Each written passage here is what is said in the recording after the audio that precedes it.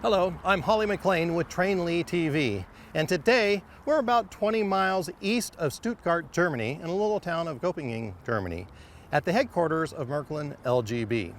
Now, for the last several years, there's been quite a few rumors about LGB making poor quality locomotives and engines and so forth coming out of China. And today we're here to go ahead and set the story straight. As a matter of fact, we're standing in front of perhaps one of the world's largest model train factories in the world outside of China. And between this operation here and their operation in Hungary, which is nearby, they employ over 1,000 people and turn out over 1 million trains a year for worldwide distribution. So let's go inside and meet the folks of LGB.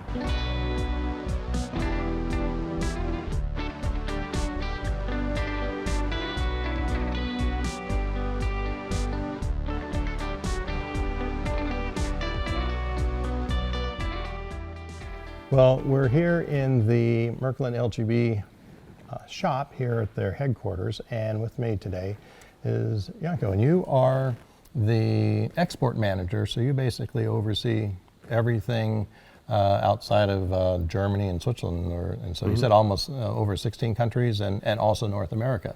Correct.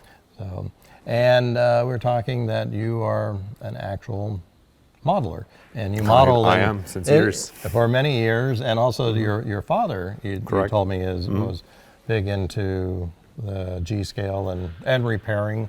Correct. Correct. Yeah. And that you have your own family thing. So it's, and I think that's what's important to know about LGB, and maybe you can tell us a little bit the history and so forth. But a lot of the people here are very passionate about modeling and have been doing so for many, many years, and some into a second or third generation. Mm-hmm.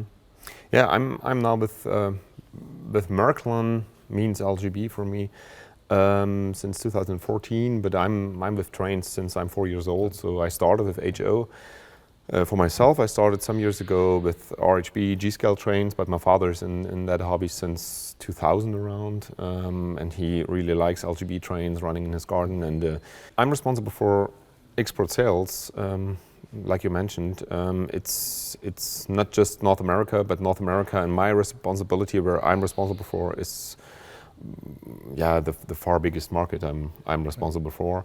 And as I started, my first thinkings were what's the right way to step into that market, and I made quite a bit of analysis with the colleagues we had from that time, from the old time, all the numbers we had, and the way of thinking was, or the way I saw that was more LGB focused than Märklin focused, because the Märklin brand is important in America. We have enthusiasts for Märklin, but we have also lots of enthusiasts for LGB. And Märklin took over LGB in 2007 after the bankruptcy of LGB. LGB was founded in 1968, so 1968 Wolfgang Richter founded the company, so it's now more than 50 years ago.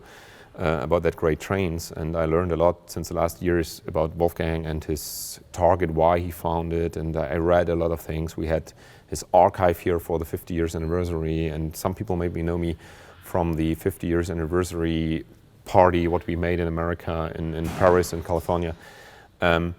So I stepped into that whole thing, and I really like the brand. I really like the history and how Wolfgang handled the whole company and the relationships to the people. And so after a while, I figured out, or I tried to figure out what would be the best way to handle American market, and especially the USA for us. It's very, very LGB driven, and there are huge fans, a huge number of fans, but also each single fan is normally a huge fan of the brand, maybe sometimes more than Märklin enthusiasts are. So this is important for us, and it's sometimes a little bit a hard fight in the Märklin company, no question at all, because it's another brand, it's kind of a little competition. But I think we have huge knowledge in the company to create trains, to make trains. We had a tour today around, and you were impressed, as I could see, that we are still manufacturing in Germany. We are manufacturing in Hungary. We have the factory there too. This is a lot of experience in trains. Doesn't matter which scale it is at the end. But LGB is LGB. So going back to the after the decision what we are doing now in North America, we founded our own warehouse there last year. We started in September in Jefferson City, Missouri, with our own warehouse to make sure that we have the right responsibility or no, the right availability of the products in America. That was a big gap in the last years, and we wanted to have the products available. That was important for us. And so yeah, now we have the warehouse in Jefferson City, and we are ready to deliver to lots of stores. So LGB was really the kind of the first company to make indoor-outdoor garden. Correct. And they basically started this whole new That was the idea of division Wolfgang. Wolfgang thought at that time in the middle of the 60s, last century, they thought about a new idea about toys. I don't know if you know that Wolfgang came out of the whole tin plate toy industry of the eastern part of Germany. They moved to Nuremberg after some political confusions, you know, that situation between Eastern and Western Germany. So he moved from the eastern part to the western part. He left his whole toy company in the eastern part and started new in the Nuremberg area, at first with tin plate toys. And in the 60s, he was, as far as I understood, on the position that he tried to figure out what could be the future of toys, with the, let's say, background idea of finding something new which were not existing at that time in the 60s. So I read a lot of his notes because we got a lot of his archive, a lot of documents of his office, of his old office, and I read a lot of these things. So he was thinking about boats, he was thinking about little boats, bigger boats, what can you do? And then he stepped into trains and thought about trains. He was never in trains before he founded LGB. It was EP Lehman, the company. And then it came more and more in that direction to say, okay, normal model trains like H or N scale at that time, there were enough companies in the world producing that, but he was looking for something which was totally new. And at any time he came on that point to say, hey, what about a bigger size? What about something what kids can handle very easy?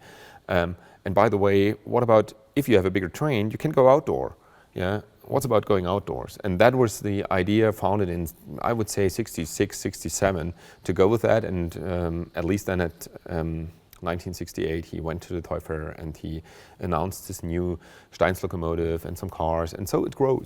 And not from the beginning on, by the way, it was a huge success. The first 5 to 6 years was a hard business for him.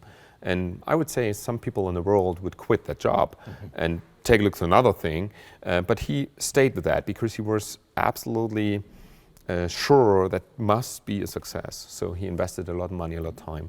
And then it started, let's say, 5, 6, 7 years after the founding, after everything came out and was announced, it starts becoming more and more successful. So that success, the company and the hobby grew for several decades. And I know in the United States, LGB and G-scale was pretty much interchangeable. That means I do LGB, they go, oh, that's G-scale, or G-scale, oh, you do LGB. Absolutely. Other companies came into the market afterwards and started making G-scale products as well. But then, as you said, the company went bankrupt. And there was also a period of time when a lot of stuff was being manufactured in China, and the quality control just wasn't there. And everybody knows how it's working in China. Quality control is one topic. The other thing is, you know, there's a rule which is maybe valid all over the world.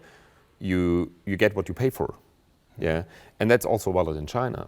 And at that time, let's say the 5, 6 years before LGB went in bankruptcy, the decision to go to China was maybe a bad decision because they decided not just to go to China, they decided to go to a cheaper manufacturing in China, a really cheap manufacturing in China. And every time if you have a cheap manufacturing, they have to save that money anywhere. And pretty often they save it on quality control. And on that point,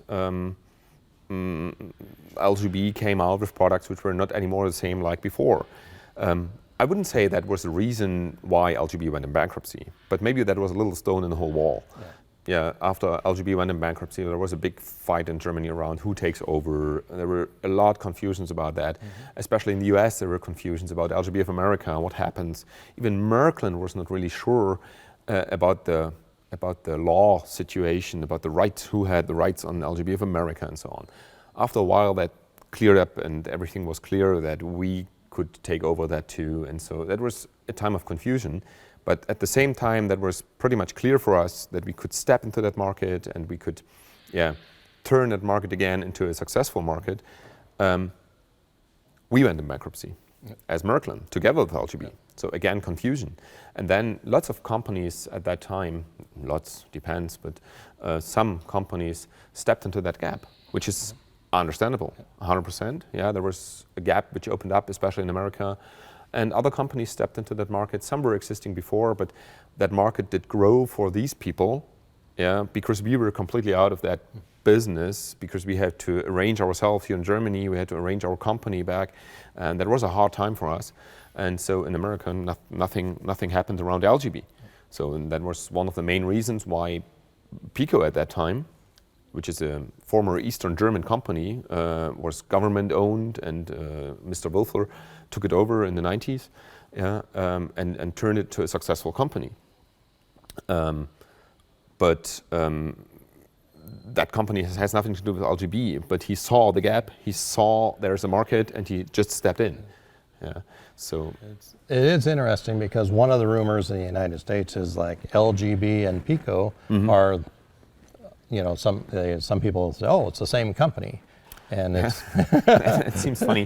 That seems really funny, but and it's absolutely not. That's what I also separate. heard before. That's why I mentioned that. And again, I'm not against Pico, and I think it's always necessary, also in the other gauges like HO or N scale, to have a competition, because that bunch of companies creates a market. If you would be the single company, that makes it a little bit difficult for one single company to create a whole market.